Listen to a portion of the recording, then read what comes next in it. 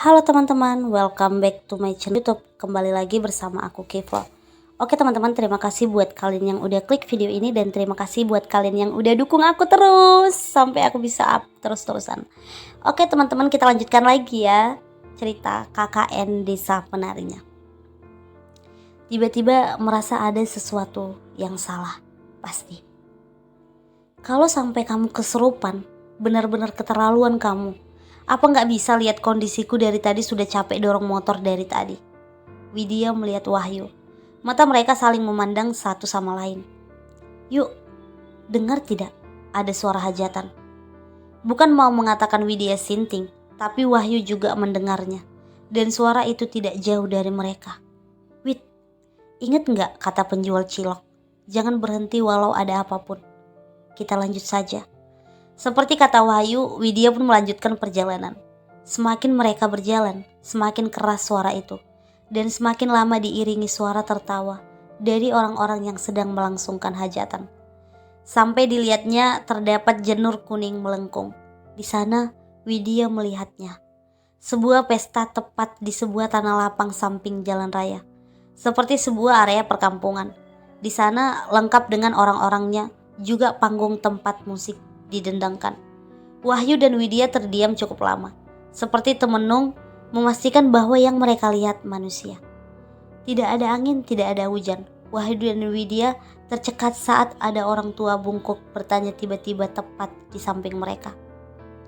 Suaranya halus sekali, sangat halus. Motornya mogok. Wahyu dan Widya hanya mengangguk pasrah.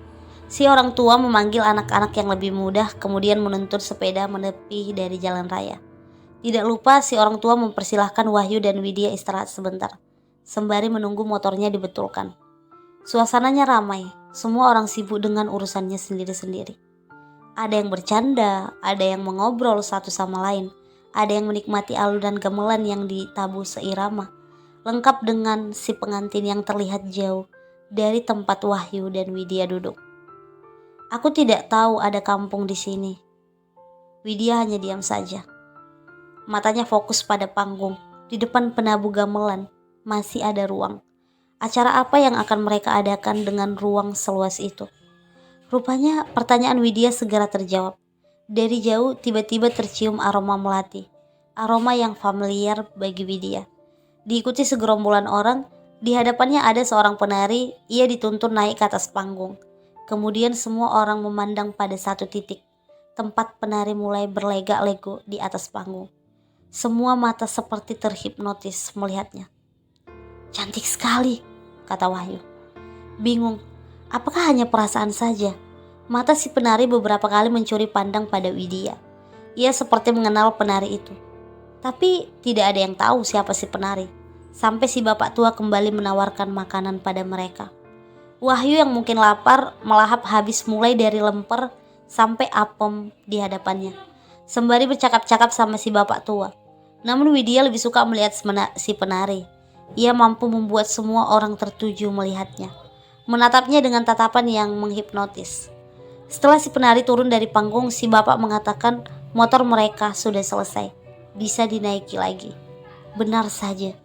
Motor mereka sudah bisa dipakai lagi. Sebelum pergi, Wahyu dan Widya berpamitan. Mereka berterima kasih sudah mau menolong mereka yang kesusahan. Si bapak mengangguk, mengatakan mereka harus hati-hati. Tidak lupa si bapak memberi bingkisan menunjukkan isinya pada Wahyu dan Widya. Itu adalah jajanan yang dihidangkan tadi, membungkuskannya dengan koran. Widya menerimanya, mengucap terima kasih lagi. Lalu lanjut pergi. Tidak ada yang seheboh Wahyu, yang terus berbicara tentang cantiknya para si penari. Kisaran usianya mungkin lebih tua dari mereka. Namun cara dia berdandan bisa menutupi usianya. Sehingga dari jauh kecantikannya terlihat begitu sulit untuk digambarkan. Widya lebih tertarik dengan kampung itu. Demi apapun, sewaktu perjalanan tidak ditemui satu kampung pun.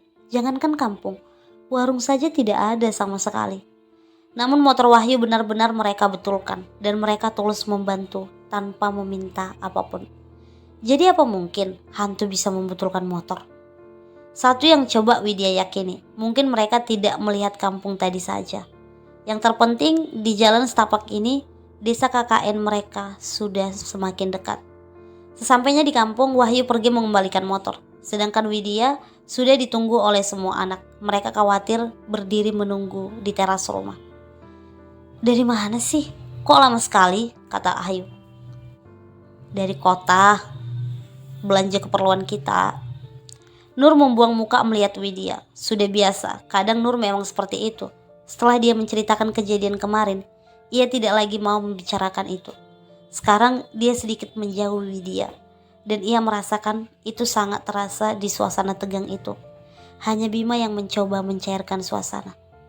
"Sudahlah, kok canggung gini?" Bima menggandeng Widya, menyuruhnya masuk ke rumah. "Kamu pasti capek kan?" Tidak beberapa lama, Wahyu sudah datang. Ia masuk ke rumah. Tanpa membuang-buang waktu, alih-alih istirahat, Wahyu dengan suara menggebu-gebu bercerita kalau baru saja mengalami kejadian tidak mengenakan atas insiden motor, sampai dibantu orang kampung. Tidak lupa ia bercerita tentang penari yang ia temui. Kecantikannya ia ceritakan semua. Bukan sambutan yang Wahyu dapat, tapi tatapan kebingunganlah yang pertama Wahyu lihat. "Tidak ada desa lagi di sini," kata Bima. Wahyu yang mendengar itu tidak terima. "Dari mana kamu tahu?" "Aku sering nang kota yuk. Prokerku berhubungan dengan program kerja hasil alam. Jadi sering ikut ke kota sama orang sini. Sampai sekarang aku belum nemuin satu lagi kampung dekat sini." "Bicara apa nipu?" kata Wahyu geram. "Mas, memang gak ada lagi desa di sini. Kan sudah pernah dibahas dulu. Kalian kalau gak percaya tak kasih bukti kalau ada desa lain di sekitar sini." Widya yang sedari tadi diam tiba-tiba ditarik oleh Wahyu.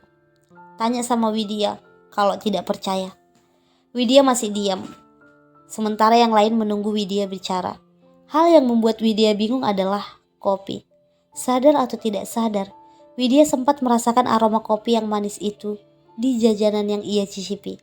Rasanya sama persis. Karena tidak sabar, Wahyu membuka paksa tas Widya dan mengambil bingkisan itu. Bukan koran lagi yang Wahyu temuin, namun daun pisang yang terbungkus di jajanan pemberian bapak tua itu. Tepat ketika Wahyu membuka bungkusan itu, semua orang melihat isi di dalam bingkisan itu. Berlendir dan aromanya sangat amis. Tidak salah lagi, di dalam bingkisan itu adalah kepala monyet yang masih segar dan darah di daun pisangnya. Setelah kejadian malam itu, Wahyu mengurung diri dalam kamar. 3 hari lamanya, kadang ia masih tidak percaya dengan hal itu. Namun bila mengingat bagaimana kepala-kepala monyet itu jatuh dari tangannya, rasa mualnya akan kembali, membuat Wahyu harus memuntahkan isi perutnya. Widya hanya mengulang kalimat Mbah Buyut, "Jangan menolak pemberian tuan rumah." Sejatinya, Wahyu dan Widya sudah benar. Meski ia tahu semua itu ganjil, namun mereka harus tetap mencicipinya. Yang jadi masalahnya, hanya Widya yang sadar bahwa yang menemani mereka bukanlah manusia. Seandainya saja Widya mengatakan keganjilan itu kepada Wahyu, menolak pertolongan mereka, menolak pemberian mereka, mungkin jalan cerita semua ini akan benar-benar berbeda. Bisa saja justru penolakan seperti itu akan mendatangkan bencana bagi mereka. Apapun itu, Widya sudah mengerti satu hal. Ada hubungan yang secara tidak langsung tentang dirinya dan sang penari. Malam itu, Widya baru selesai melihat program kerjanya. Yang satu dibantu beberapa warga desa. Ketika langit sudah gelap gulita, Widya menyusuri jalan setapak desa. Seperti biasa, suara binatang malam mulai terdengar. Ia terus berjalan sampai melihat rumah tempat mereka menginap. Seharusnya yang lain sudah ada di dalam rumah, entah mencicil laporan program kerja atau mungkin sejenak beristirahat. Namun anehnya, lampu Petromax yang seharusnya menyala di depan rumah mati, membuat rumah itu terlihat lebih sunyi, kelam, dan mengerikan, seolah rumah itu memanggil namanya. "Wes, biasa," batin Widya memantapkan hatinya. Rumah ini memang masih terbilang baru bagi Widya dan yang lain. Namun tempo hari mendengar bahwa ada penunggu di belakang rumah membuat Widya kadang tidak tenang. Dan beberapa kejadian ganjil hampir pernah Widya alami. Hanya saja apa yang Widya alamin apakah juga mereka alami? Hanya saja mereka menutupi dan lebih memilih diam. Kini Widya sudah ada di depan pintu, mengetuknya, mengucap salam, dan kemudian melangkah masuk. Dilihatnya ruang tengah tempat biasa Ayu ada di sana, menulis laporan. Sayangnya tidak ada Ayu di sana, hanya ruangan kosong.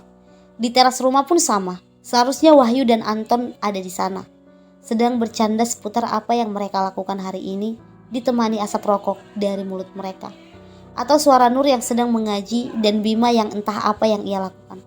Selama tinggal di rumah ini, hanya Bima yang masih terasa asing bagi Widya. Sayangnya malam itu tak ditemui satupun penghuni rumah ini. Apakah Widya terlalu sore untuk pulang? Sedangkan yang lain masih sibuk mengurusi program kerja mereka masing-masing bersama warga. Entahlah, Widya bersiap masuk ke kamar saat sekelebat perasaan tak nyaman itu muncul. Perasaan seolah-olah ada yang mengawasi entah dari mana dan menimbulkan rasa berdebar di dada. Ketika suara tawa ringkik terdengar dari pawon atau dapur rumah, saat itulah Widya yakin sesuatu ada di sana. Oke teman-teman, terima kasih buat kalian yang udah dengerin cerita ini. Jangan lupa like, komen, dan subscribe. Besok kita lanjut ya.